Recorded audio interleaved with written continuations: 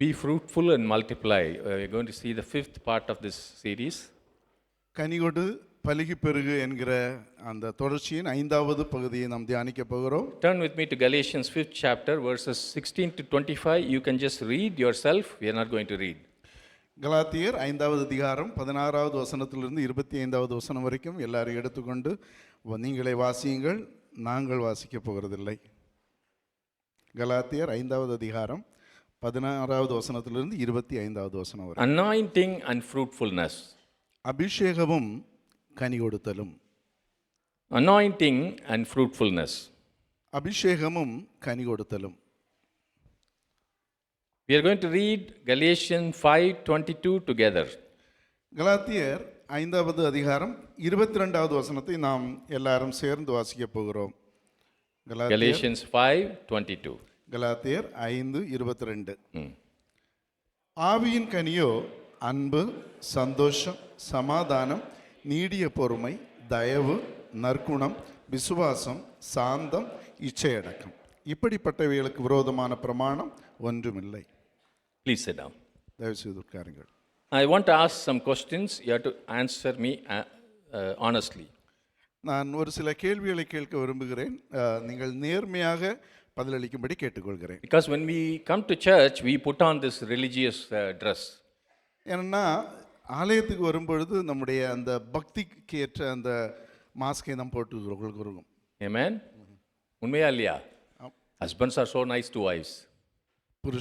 புருஷர்கள் மனைவிகளுக்கு மிகவும் நல்லவனாக தெரியும். The wives ask, what happened to you? You're smiling. மனைவி கேட்பாங்க, என்ன சிரிச்சிட்டு இருக்கீங்க, என்ன நடந்ததுன்னு கேட்பாங்க. Because you are also smiling. ஏன்னா நீங்களும் சிரிக்கிறீங்க.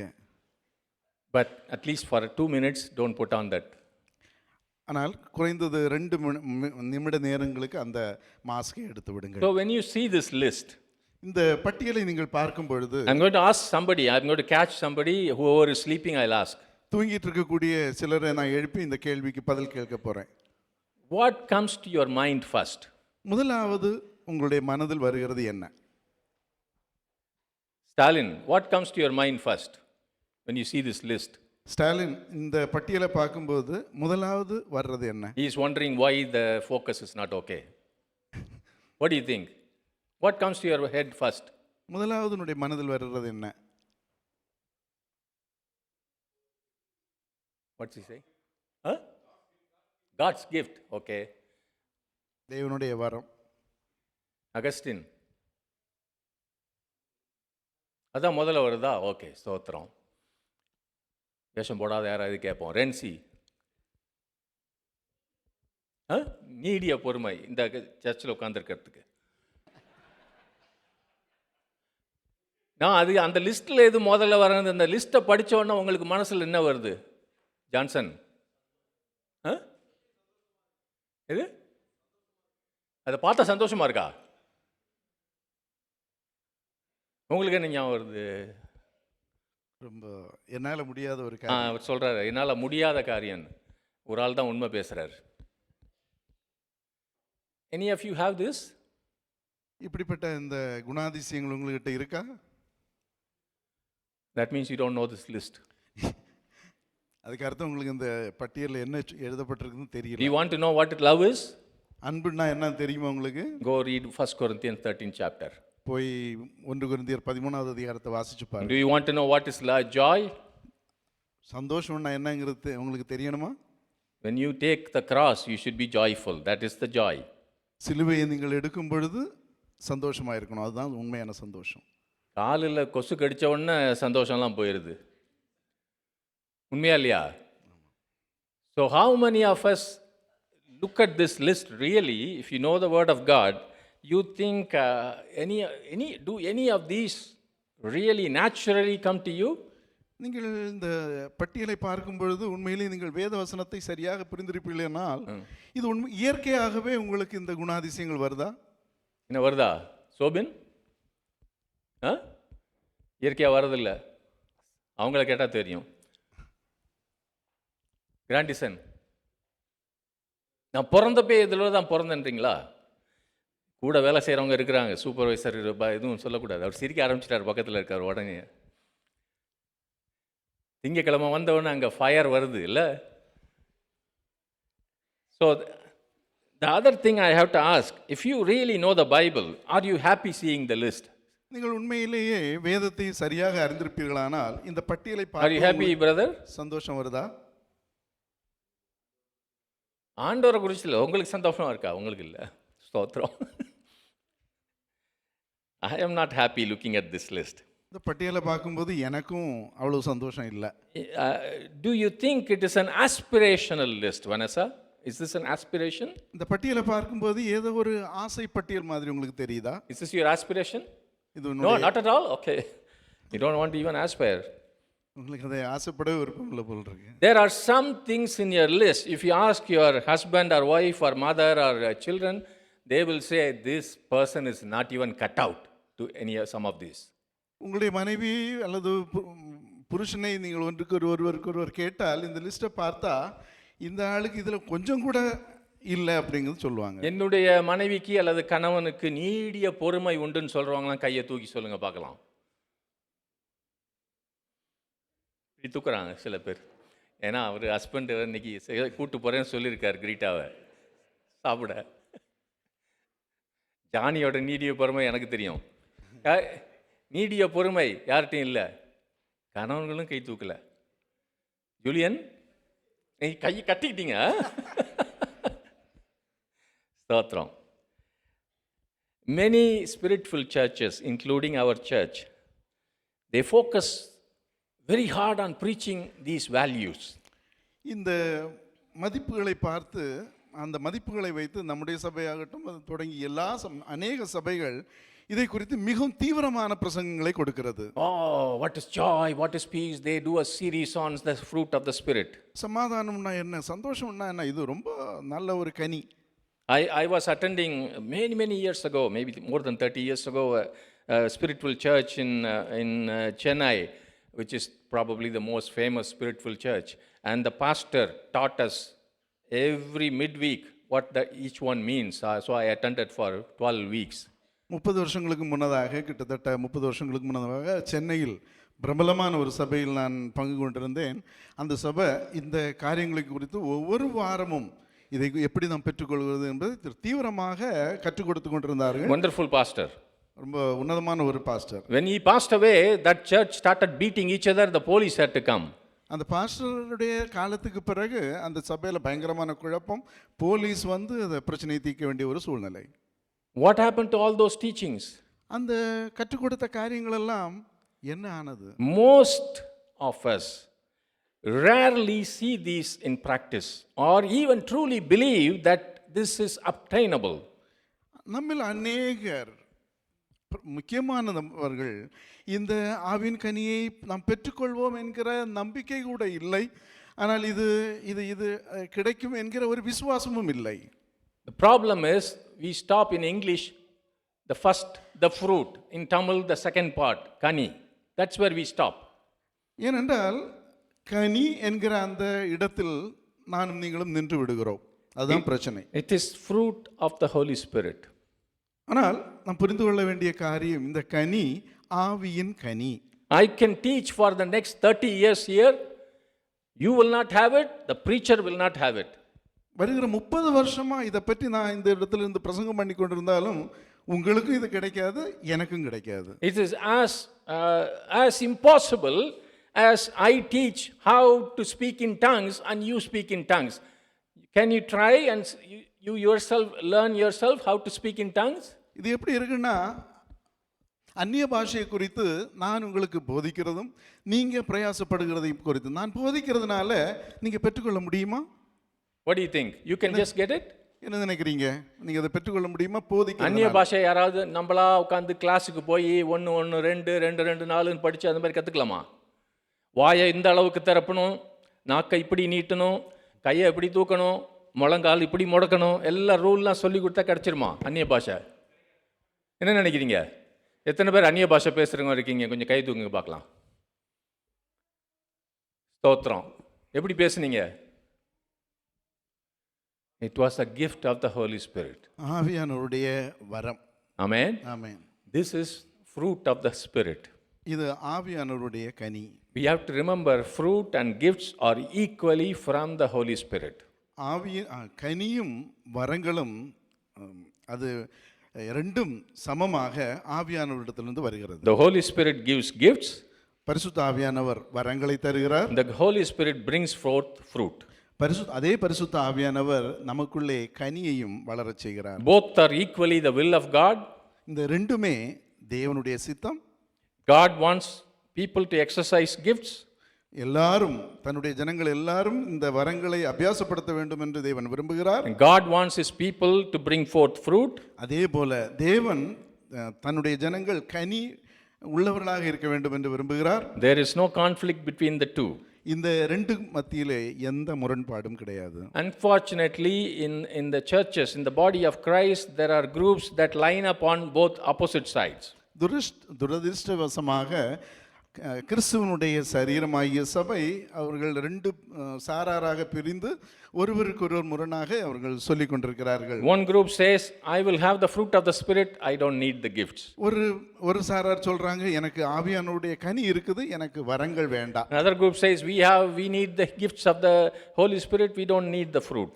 மறுபக்கம் எனக்கு ஆவியானவருடைய வரங்கள் வேணும், ஆனா ஆவியானவருடைய கனி வேண்டாம். Each group is wrong.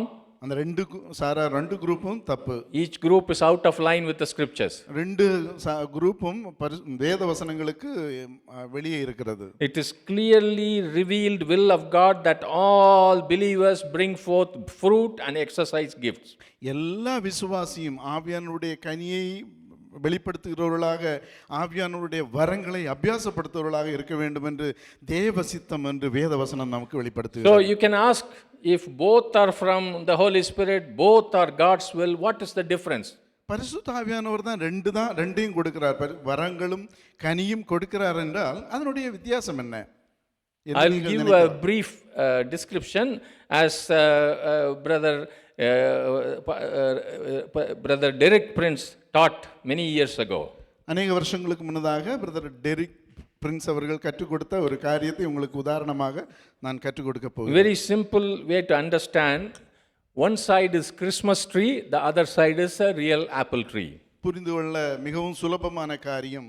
ஒரு பக்கம் கிறிஸ்மஸ் ட்ரீ இருக்கிறது, மறுபக்கம் ஆப்பிள் மரம் இருக்கிறது. The Christmas tree is full of let's say fruits. அந்த கிறிஸ்மஸ் ட்ரீ முழுவதும் கனியால் நிரம்பி இருக்கிறது. How long it takes to put up a Christmas tree? ஒரு கிறிஸ்மஸ் ட்ரீயை அலங்கரிக்கிறதுக்கு எவ்வளவு நேரம் எடுக்கும்? சாலமனையும் ஜான்சனையும் விட்டு அப்போ 5 நிமிஷத்தில் கொண்டு வந்து வச்சுருவாங்க. இங்கே முதல்ல செட் பண்ணி எல்லாத்தையும் இங்கே டக்கு டக்குன்னு பண்ணுவாங்கல்ல. Maybe 5 minutes 5 hours, but it's like that, right? ஒரு நம் துரிதமாக நாம் இதை செய்து முடித்து விடலாம். That is how the gifts of the Holy Spirit. அப்படிதான் பரிசுத்த ஆவியானவருடைய வரங்கள். They are given in a transaction. அது ஒரு பரிமாற்றத்தில் நாம் பெற்றுக்கொள்கிறோம். I was born again at 12 o'clock. 1 o'clock I received the gift of the Holy Spirit. I started speaking in tongues within 1 hour. நான் 12வது மணி நேரத்தில் ரட்சிக்கப்பட்டேன். 1 மணி நேரத்துக்குள்ள 1 மணிக்கு நான் பரிசுத்த ஆவியானவருடைய வரங்களை பெற்றுக்கொண்டு அந்நிய பாஷையிலே பேச ஆரம்பித்தேன். If you want prophetic gifts, you will get it right now. உங்களுக்கு தீர்க்கதரிசன வரம் வேணுமானால் நீங்கள் இப்பொழுதே பெற்றுக்கொள்ளலாம். If you want the gift of healing right now, you don't have to do anything. You don't have to exercise yourself. You don't have to take 10 years to get gifts of the Holy gifts of healing. You will get it now. சுகமாக்கக்கூடிய வல்லமை உங்களுக்கு வேண்டுமென்றால் நீங்கள் இப்பொழுதே பெற்றுக்கொள்வீர்கள். இதற்கான உடற்பயிற்சியோ முயற்சிகளோ எடுக்க வேண்டிய தேவையில்லை. Of course you need to have faith, but that's just like building a Christmas tree. You have to put it up, you have to put the gifts. அதற்கு உண்மையிலேயே விசுவாசம் வேண்டும். அது நீங்கள் கிறிஸ்மஸ் ட்ரீயை போடுகிறது போல உங்களுக்குள்ள இருந்து உடனடியாக வருகிறது. On the other hand, ஆனால் மறுபக்கம் the apple tree, ஆப்பிள் மரத்தில் how long it takes? எவ்வளவு நேரம் இது எடுக்கும்? I think most of you have never seen apple tree, so you can think of a mango tree. உங்களில் அநேகர் ஆப்பிள் மரம் ஒருவேளை பார்த்திராதிருந்தால் நீங்கள் மாமரத்தை சிந்தித்துக் கொள்ளுங்கள். How long it takes? எவ்வளவு நாள் எடுக்கும் அது கனி வர? ஏல ஓட ஆரம்பிச்சிட்டோம். 3 years 5 years, definitely not 3 hours. Even Johnson and Solomon cannot do it. சகோதரன் சாலமன் அல்லது ஜான்சன் கூட 2 பேரும் சேர்ந்து முயற்சித்தாலும் இது முடியாத காரியம். 5 வருஷங்களுக்கு மேலாக ஆகும். இந்த ஊரில் பண்ணுற மாதிரி பெரிய முழு மரத்தை கட் பண்ணி இங்கே டேட்டெல்லாம் கொண்டு வருவாங்க சில இடத்துல. அப்படி பண்ணலாமா Johnson? Even then it will not stand here. ஆனாலும் கூட இங்கே நம்ம நிறுத்த முடியாது. It takes a process. அதற்கான ஒரு சரியான வளர்ச்சி படிகள் இருக்கிறது. The growth is gradual. அந்த வளர்ச்சி படிப்படியாக வளரும். It needs to be cultivated. இது நாம் பயிரிட வேண்டும்.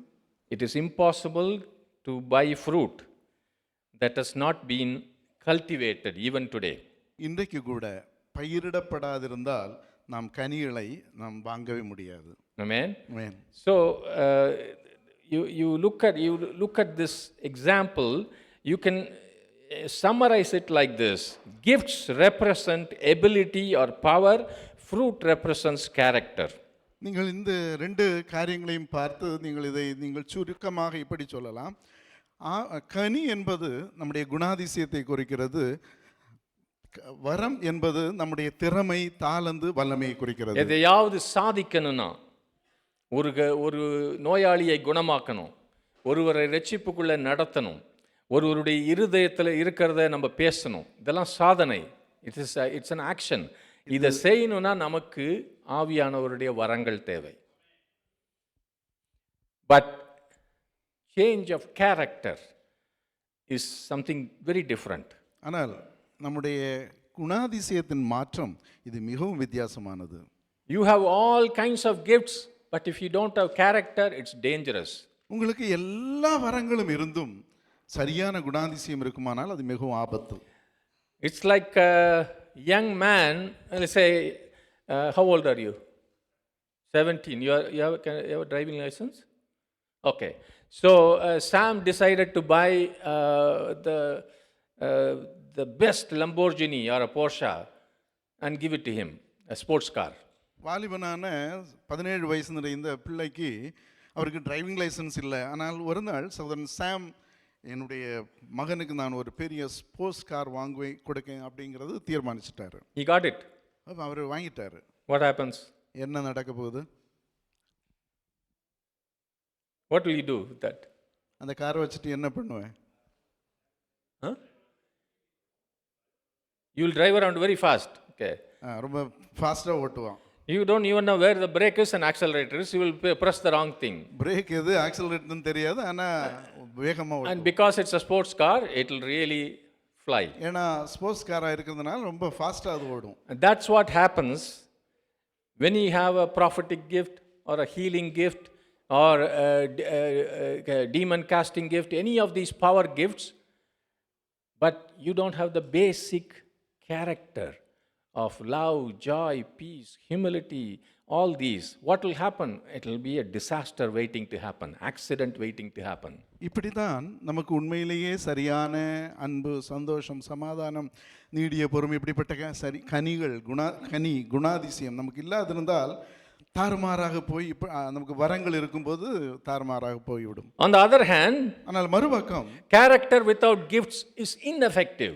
குணாதிசயம் இருந்தும் வரங்களும் தாளந்துகளும் இல்லாதிருந்தால் அதுவும் பலனற்றது. I know in this place, I'm not going to mention name because I'll get into trouble. There are some sisters, even brothers who have driving license for many years. இந்த இடத்துல நான் பெயர் சொல்ல விரும்பவில்லை. அநேக வருஷங்களாக சகோதரிகள் டிரைவிங் லைசன்ஸ் வச்சிருக்காங்க. ரெனியூ வேற பண்ணுவாங்க அப்பப்ப. But they have never driven a car. ஆனால் இதுவரை கார் ஓட்டுனது கிடையாது. Because nobody gave them a car. ஏனென்றால் யாருமே கார் கொடுக்கல. What is the use of the driving license? அந்த லைசன்ஸுக்கு உபயோகம் என்ன? Not very effective. அதற்கு பலன் இல்லை. You may be the humblest person on earth. இந்த உலகத்திலேயே தாழ்மையான ஒரு நபராக இருக்கலாம். Most loving person. ரொம்ப அன்பான ஒரு நபராக இருக்கலாம். All long suffering, everything, patience, everything is there. நீடிய பொறுமை, சாந்தம் எல்லாம் இருக்குது. I came across a missionary who was like that, and then he was sent to the mission field in Orissa. அப்படிப்பட்ட அந்த மிஷனரி இடத்துல நான் வந்தேன். அந்த ஒரிசா இடத்துல கொண்டு விட்டுருக்காங்க. Even now when I see that man, he is from another mission field. He is so calm, so wonderful. You even look at his face, you know he has God's peace coming through him. அந்த மனுஷனுடைய முகத்தை பார்த்தா ரொம்ப சாதுவான சாந்தமான மனுஷன். பார்த்தா அவருடைய தேவனுடைய பிரசன்னமே அவருடைய முகத்திலிருந்து வர்ற மாதிரி தெரியும். First day in the mission field. Mission ஃபீல்டில் முதல் நாள் they brought a girl. ஒரு பெம்பிளையை கொண்டு வந்தாங்க. இதுக்காக ஜெபம் பண்ணுங்கன்னு விட்டுட்டு போயிட்டாங்களாம். They left the girl there. அந்த இடத்துல அந்த பிள்ளைய விட்டு இதுக்காக ஜெபம் பண்ணுங்கன்னு சொல்லி போயிட்டாங்க. He started going like a snake. பாம்பு மாதிரி அது உருண்டு புரளுது. I am going to kill you. உன்னை இப்போவே கொலை பண்ணிடுவேன் சொல்லுது. He's telling the missionary. அந்த மிஷனரியை பார்த்து சொல்லுது அந்த பிள்ளை. அன்பு சொல்லுங்க. சந்தோஷம், சமாதானம், நீடிய பொறுமை, நீடிய பொறுமை அவருக்கு இல்லை. அவர்கிட்ட கையில் ஒரு புள்ள, சின்ன புள்ள இருந்துச்சு, கைப்புள்ள. நம்மளே போய் ஓடினார் அவர் போய் பிள்ளைய வச்சுக்கன்னு சொல்லிட்டு. He said he had to quickly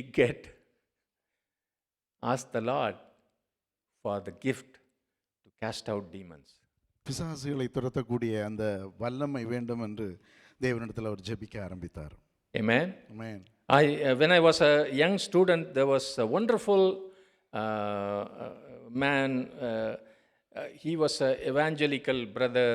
He was in, I think, Evangelical Union. He used to come once a week to our prayer group to teach Bible to us. நான் வாலிபனாக இருக்கும் பொழுது ஒரு சுவிசேஷ ஊழியக்காரன் வாரத்துக்கு ஒரு முறை வந்து எங்களுக்கு வேதத்தை கற்றுக் கொடுக்க வருவது வழக்கம். Very nice man. Was really a sweet man, loving man. ரொம்ப நல்லவர், நல்ல இனிமையான ஒரு நபர். But all of us as students, we were on fire for the Lord. We used to drive out demons. We used to cast out all kinds of things and healing. All these things we used to do even as students. நாங்கள் வாலிபர்கள் மாணவர்களாக இருக்கும் பொழுதே தேவனுக்காக வல்லமையாய் அக்னியாய் நாங்கள் பிசாசுகளை துரத்தி அற்புத அடையாளங்களை செய்து காரியங்களை நடப்பித்து கொண்டிருக்கக்கூடிய அந்த நாட்கள். This brother didn't believe in all that. அந்த சகோதரனுக்கோ இதை பற்றி எல்லாம் ஒரு நம்பிக்கையும் கிடையாது. So first you will sit in our prayer group and you will say, let us pray now. அந்த சகோதரன் நம்முடைய அந்த குரூப்பில் வந்து எடுத்துட்டு நம்ம இப்போ ஜெபிக்கலாம். Within 5 minutes we will sleep. 5 மினிட்டுக்குள்ள நம்ம எல்லாருமே தூங்கிடுவோம். And we can't sleep. We are only 6 or 7 of us. We cannot sleep in front of him. அவருக்கு முன்னதால 5-6 பேர் இருக்கிறதுனால தூங்கினா சீக்கிரம் கண்டு. Very nice man.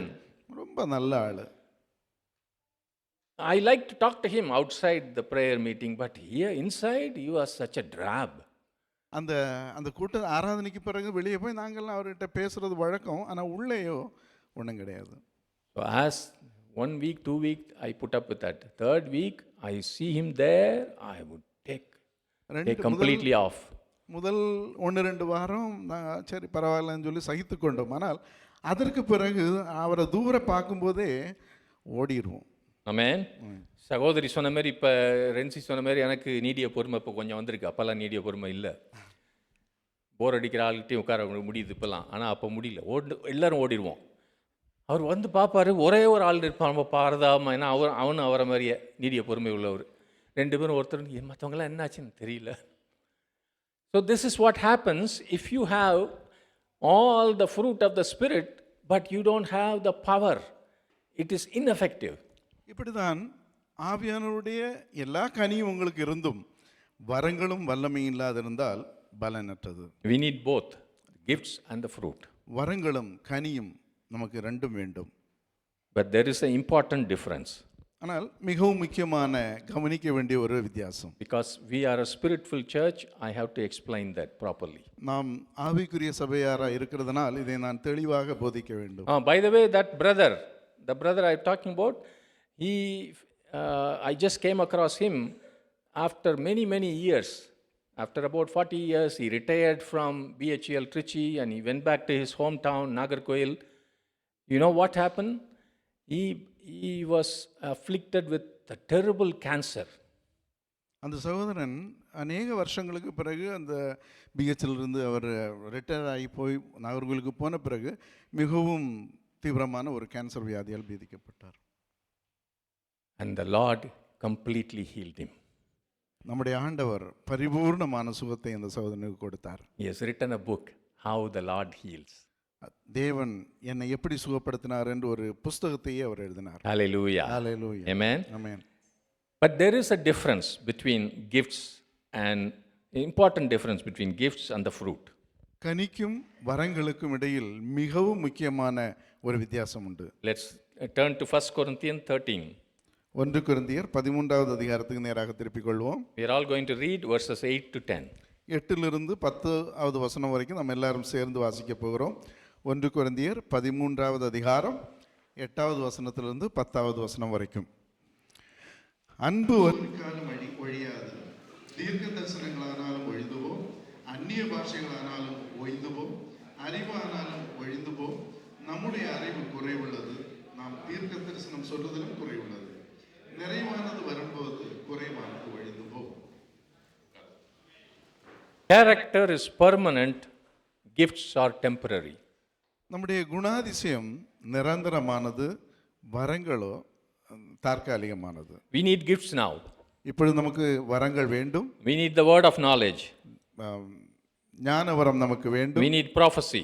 தீர்க்க தரிசன வரம் We need வேண்டும், all the other gifts. எல்லா வரங்களும் நமக்கு வேண்டும். But when we come to the perfection of the resurrection life in new heaven and new earth, we will not need gifts anymore. ஆனால் நாம் புதிய வானம் புதிய பூமி அப்படிங்கிற உயிர்த்தெழுதலின் பரிபூரணத்துக்குள் வரும்பொழுது நமக்கு வரங்கள் தேவையில்லை.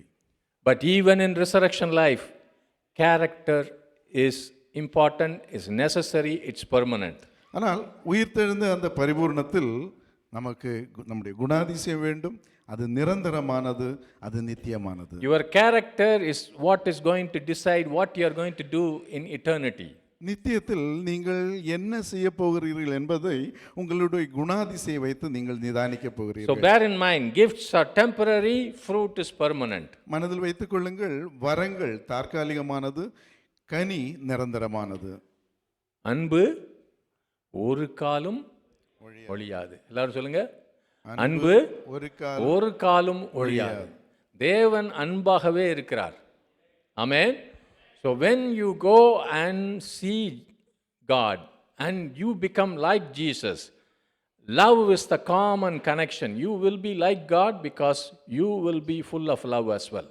நீங்கள் பரலோகத்தில் போய் தேவனை சந்திக்கும் பொழுது நீங்கள் அவரை போலவே மாறுகிறீர்கள். அவருடைய குணாதிசயம் உங்களுக்கு இருக்கும். Amen. Amen. So this fruit, as I said, that apple tree, it has to be cultivated. It has to be grown. Apple மரத்தை போல நம் பார்த்த அந்த உதாரணத்தின் படியே நம்முடைய கனி அது பயிரிடப்பட வேண்டும், அது படிப்படியாக வளர வேண்டும். Paul says the hard-working farmer to be the first one to receive his share of the crops in 2 Timothy 2:6. That means cultivating crops or fruit takes hard work. 2 தீமோத்தேயு 2:5 பவுல் சொல்கிறார், பிரயாசப்பட்டு பயிரிடுகிறவன் பலனில் முந்தி பங்கடைய வேண்டும். அதனுடைய அர்த்தம் என்னவென்றால், நம் கனியை பெற்றுக்கொள்ள வேண்டும் என்றால் கடின உழைப்பு மிகவும் அத்தியாவசியம். விவசாயம் செஞ்சவங்க, தோட்டத்தை பண்ணவங்க எல்லாருக்கும் தெரியும். சும்மா ஒரு ஆப்பிள் விதையை போட்டுட்டா அப்படி போயிட்டு உள்ளே போயிட்டு திரும்பி வந்து பார்த்தா இருக்குமா ஆப்பிள் ட்ரீ?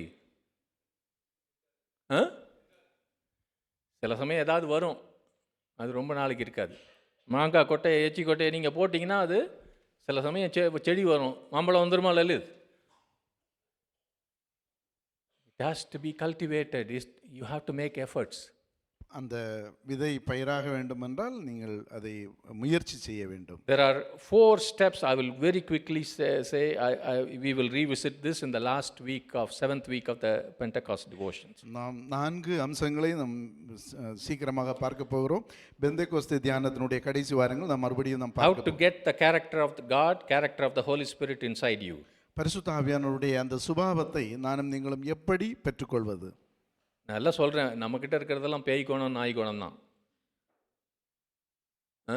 யாராவது போய் சொன்னீங்கன்னா, என் ஹஸ்பண்ட் இப்படியே தான் இருப்பார், ரொம்ப நல்லவர்னா நீங்கள் என்கிட்ட எனக்கு கதை விட்றீங்க, இல்லாட்டி உங்கள் ஹஸ்பண்ட் உங்களுக்கு கதை விட்றாரு. That is what we have. அந்த அப்படிப்பட்ட துர்சுபாவம் தான் நமக்கு ஒவ்வொருக்கும் இருக்குது. We have psychologists this side and that side, they are both nodding their head. மனோதத்துவ நிபுணர்கள் இங்கே இருக்கிறாங்க, அவங்க தலையாட்டிட்டு தான் இருக்கிறாங்க. Right? So we are just dogs. நம்ம எல்லாம் நாய்க்குணம் படைத்தவர்கள். That's what we are. அப்படிதான் நம்முடைய குணம். So when you get married, go and get a surprise. I didn't think he was so nice during honeymoon. அதனால் கல்யாணம் ஆன உடனேயே ஐயோ என்ன ரொம்ப இப்போ ஹனிமூனுக்கு போயிடலாம் அப்படிங்கிறத இப்படி இருக்குதே அப்படி நினைக்காதீங்க. Just look at your face in the mirror. உங்கள் முகத்தை நீங்களே கண்ணாடியில் பாருங்க முதல்ல. So it has to come from the Holy Spirit. It is not from your spirit. It is not from your parents. It is not from your grandparents. That's a lie. Take it out. இந்த குணாதிசயம் ஏதோ ஒரு வம்சாவழியாக வரக்கூடிய பாட்டன் முப்பாட்டனிலிருந்து வரக்கூடிய அல்லது உங்களிடத்திலிருந்தே வரக்கூடிய சுபாவம் அல்ல. அப்படிப்பட்ட அறிவை உங்களுடைய அறிவிலிருந்து எடுத்து விடுங்கள். ஹஸ்பண்ட் ஒய்ஃபை திட்டும்போது உங்கள் அம்மா மாதிரியா இருக்கேன்னுவாங்க, உங்கள் அப்பா மாதிரியே இருக்கீங்க சார் திட்டிக்குவாங்க ஒருத்தருக்கு ஒருத்தர். எல்லாரும் ஆதாமை போல தான் இருக்கிறோம், அவர் தான் நமக்கு அப்பா. So there is no point in talking like that. It is the truth. அப்படி அவங்கள ஒருவரை தாக்கி பேச வேண்டிய தேவையில்லை, இதுதான் உண்மை. So how the character of God is going to come inside you? தேவனுடைய அந்த திவ்ய சுபாவம் உங்களுக்குள் எப்படி வருகிறது? Amen. Amen. You can go to a psychologist, spend your money and time and waste it because the psychologist herself is confused and she'll confuse you also.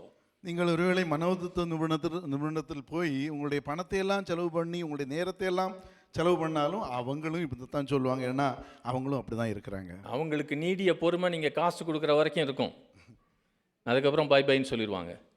But go to the Spirit of God. ஆனால் பதிலாக பரிசுத்த ஆவியானவரிடத்தில் போங்கள். He will impart his character inside you. அவருடைய குணாதிசயத்தை உங்களுக்குள் தருவார். How do we do that? எப்படி செய்வது? Study God's word. தேவனுடைய வசனத்தை நாம் சரியாக வாசிக்க It வேண்டும். shows all God's provision for us. How Jesus said, if somebody slaps you on one cheek, show the other. That where do you know that? It is not from psychologists. It is from the word of God. You read the word of God. தேவன் தம்முடைய அருமையான குணாதிசயத்தை நமக்கு தருவார். அவர் சொன்னார், ஒரு கன்னத்தில் அடைந்தார் மறு கன்னத்தில் காட்டிக்கூடு என்று சொன்னார். அவர் அதை செய்தார். இதை எங்கிருந்து நாம் பெற்றுக்கொள்வது? மனோதத்துவ நிபுணத்திலிருந்து பெற முடியாது, வேதத்திலிருந்து நாம் பெற்றுக்கொள்கிறோம். Amen. When you read that, நாம் வேதத்தை வாசிக்கும் பொழுது what do you think? என்ன நினைக்கிறீங்க? என்ன நினைக்கிறீங்க ஸ்டான்லி? ஒரு கண்ணத்துக்கு அடுத்து அதை பற்றி என்ன நினைக்கிறீங்க? சாத்தியம் இல்லை. அங்கே கேட்டுக்கிறீங்க. No, immediately step number 2, it's not possible. If somebody says that they are doing it, either you are a coward or you just want to show something. But that's not possible. The second step, after you read God's word, after you receive that, you have to start praying. இந்த வாசித்த உடனே யாராவது கதை விட்டுருப்பாங்க, எனக்கு இருக்குது அப்படி சொன்னால் அதை நம்பாதீங்க.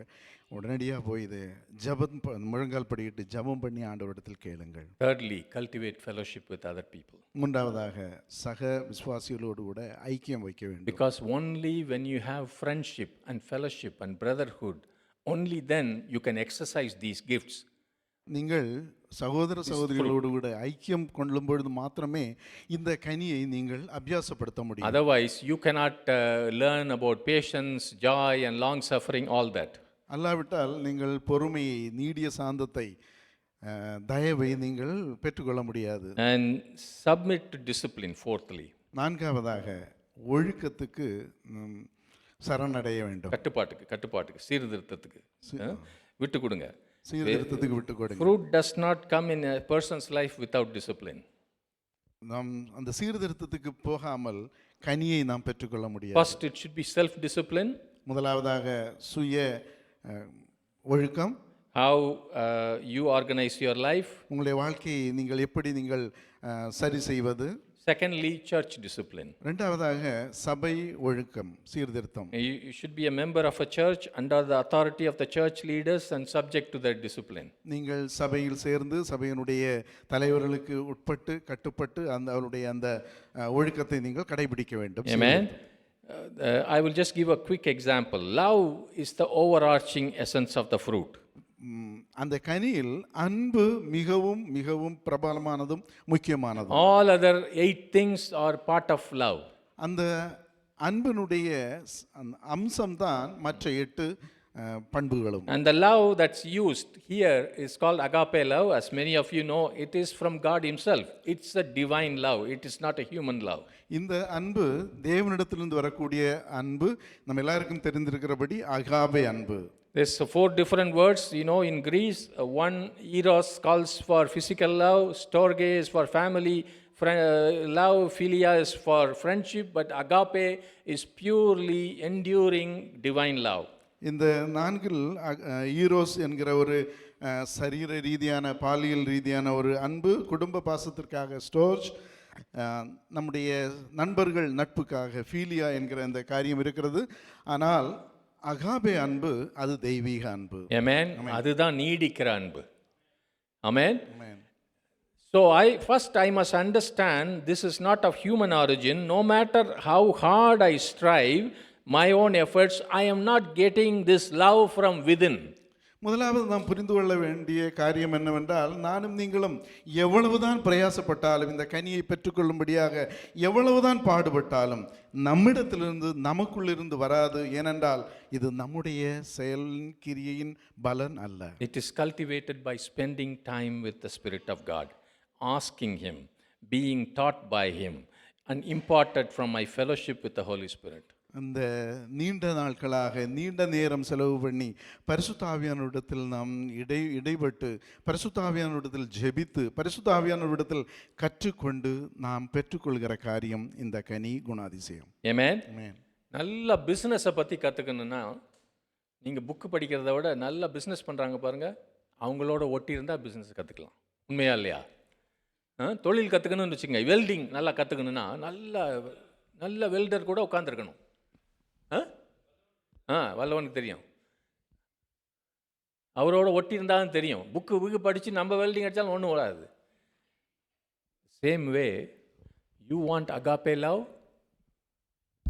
Stick to the Holy Spirit, talk to him, fellowship with him, always be in his presence. It will stick. நாம் அகாபே அன்பை பெற்றுக்கொள்ள வேண்டும் என்றால் பரிசுத்த ஆவியானவரை சார்ந்து கொள்ள வேண்டும், பரிசுத்த ஆவியானவரோடு ஒட்டி கொள்ள வேண்டும், பரிசுத்த ஆவியானவரிடத்தில் நாம் கேட்க வேண்டும். I'll give an example. ஒரு உதாரணத்தை கொடுக்கிறேன். Somebody, I am in a particularly difficult situation. ஒரு கடினமான சூழ்நிலையில் நான் இருக்கிறேன். Somebody I fully trusted, he has betrayed me. நான் மிகவும் நீங்க கை காமிங்க எனக்கு. மிகவும் நம்பின சகோதரன், அந்த நபர் என்னை கைவிட்டு விட்டார். கைவிட்டு இல்ல, பிட்ரேட் காட்டி கொடுத்துட்டார். காட்டி கொடுத்தார். He has done something nasty behind my back. எனக்கு பின்னால மிகவும் மோசமான காரியத்தை செய்தார். And he is coming to see me. என்னை பார்க்க வருகிறார். Thinking that I am not aware of this. இந்த காரியங்கள்லாம் அவருக்கு தெரியாதுன்னு நினைச்சிட்டு வர்றா. What do I do? நான் என்ன செய்வேன்? Where is the agape love inside?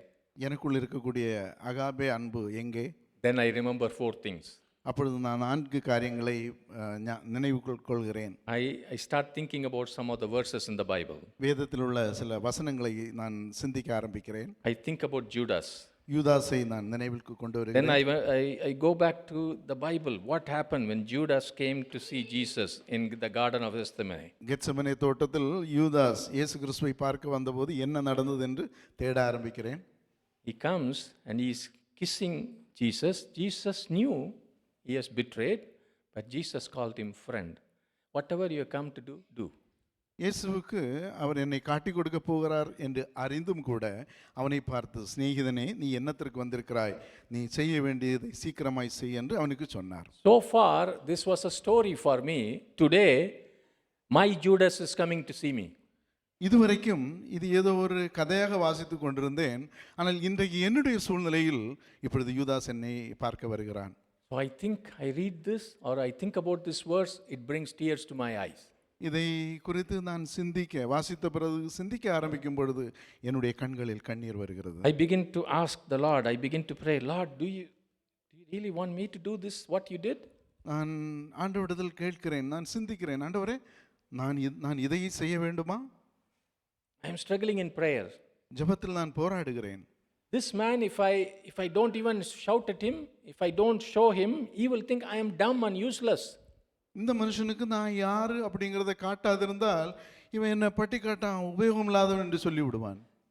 As I am praying, Holy Spirit tells, what do you think if Jesus has done what you are planning to do in the garden of Gethsemane?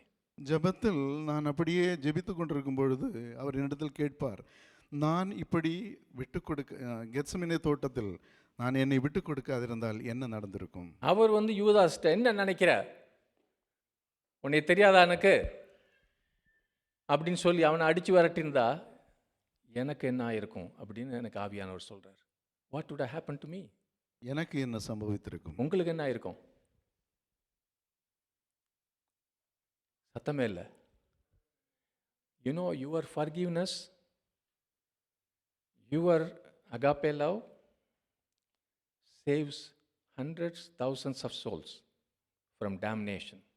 உன்னுடைய அன்பு, உன்னுடைய Agape அன்பு, உன்னுடைய மன்னிப்பு ஆயிரக்கணக்கான ஆத்துமாக்களை அழிவு நின்று காப்பாற்றும். The truth. அதுதான் உண்மை.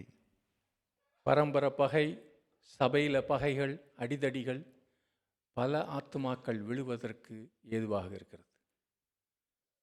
ஆமென். நான் அந்த சபையை சொன்னேன்ல சென்னையில், அது அவ்வளவு வெட்கக்கேடான ஒரு காரியம். அதனால் ஆயிரக்கணக்கான ஆத்துமாக்கள் தடைப்பட்டு போனாங்க மனசில். இன்றைக்கி கூட அந்த சபையில் இருந்துன்னு சொல்ல மாட்டாங்க, இங்கே கூட உட்காந்துருக்காங்க சில பேர்.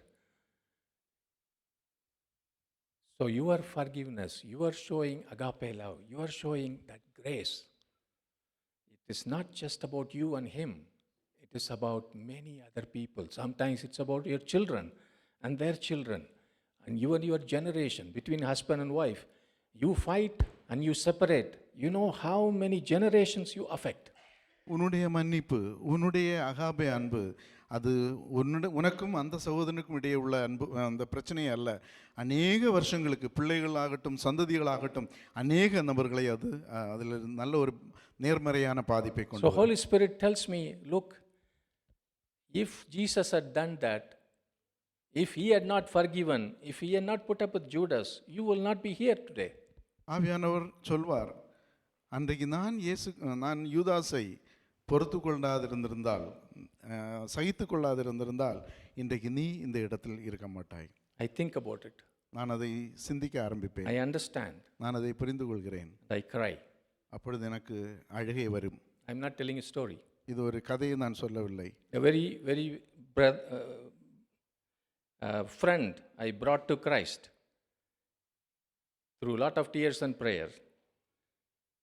After a couple of years, he went behind my back. He got me kicked out of that church to which I took him. எனக்கு அநேக ஜெபம், அநேக கண்ணீரினாலே கிறிஸ்துவுக்குள் கொண்டு வந்த ஒரு சகோதரன் அவர் என்னுடைய அநேக நாட்களுக்கு பிறகு நான் போய் கொண்டிருந்த அந்த சபையிலிருந்து என்னை வெளியே அனுப்புவதற்கு காரணமாக இருந்தார். அதே சபைக்கு அந்த சகோதரனை நானும் கூட்டிக் கொண்டு போயிருந்தேன். Amen. Even after 40-45 years, I still bless him, I still help him, even today. இப்பொழுதும் 40-45 வருஷங்களுக்கு பின்பும் கூட இப்பொழுதும் நான் அவருக்காக நான் ஜெபிக்கிறேன், ஆசீர்வதிக்கிறேன். Still in contact with me. He thinks I don't know, but I know. But it's no point in saying that. That the reason is, if I had settled the score, I will not be standing here. God would not honor me with the pulpit. நான் இப்பொழுதும் அந்த சகோதரனோடு கூட தொடர்பு இருக்கிறேன். அவர் செய்தது எனக்கு தெரியாது என்று நினைக்கிறார். ஆனால் அந்த நேரத்தில் நான் ஸ்கோர் பண்ண விரும்பியிருந்தால் எனக்கு இந்த ஆதாயமான காரியங்கள் நடந்திருக்காது. So when that Judas comes, thirdly, you show him respect, you love, you offer your hand of fellowship. Sometime later he may sheepishly confess. That is, that time you can tell him, yeah, I knew all along. That will bring tears to his eyes and he will repent. மூன்றாவதாக அந்த யூதாஸ் நம்மிடத்தில் வரும்பொழுது நான் என்னுடைய அன்பின் கரங்களை நீட்டி அவனோடு கூட அவனை நேசிக்கிறேன், அவரை அரவணைக்கிறேன், அவனோடு கூட ஐக்கியம் கொள்கிறேன். அப்பொழுதெல்லாம் பிற்பாடு சில நேரங்களில் அவர் மனம் கசந்து அழுத நேரிட்டாலும் கூட அதனால் பிரயோஜனம் இல்லை. ஆனால் நான் என்னுடைய சார்பில் நான் செய்கிறேன். இப்படி தான் வசனத்துலேயும் ஜெபத்துலேயும் நம்ம கேரக்டர் மாற ஆரம்பிக்கணும், கொஞ்சம் கொஞ்சமாக மாற ஆரம்பிக்கணும். It will not be dramatic. எனக்கு தெரியும் நிறைய பேர் இங்கே கோபக்காரங்க, மூக்குக்கு மேலே கோபம் வர ஆளுங்க இருக்கீங்க, மறக்கறதில்ல, வைராக்கிய வாஞ்சையெல்லாம் இருக்குது. ஆனால் அது நான் எவ்வளோ சொல்லியும் நீங்கள் எவ்வளோ சொல்லியும் நம்ம மாறாது. Go to the Bible, look at our Lord and pray, understand the word, apply the word. Slowly but surely Holy Spirit will change you. நாம் வேதத்தில் போய் நம்முடைய கர்த்தராகிய இயேசு கிறிஸ்துவை பார்த்து அந்த காரியத்தை நம்முடைய வாழ்க்கையில் நாம் பெற்றுக்கொள்வோம். நிச்சயமாக வாழ்க்கை மாறும். ஆமென். எல்லாரும் எழுந்து நிற்போம், ஒரு நிமிஷம் ஜெபிப்போம்.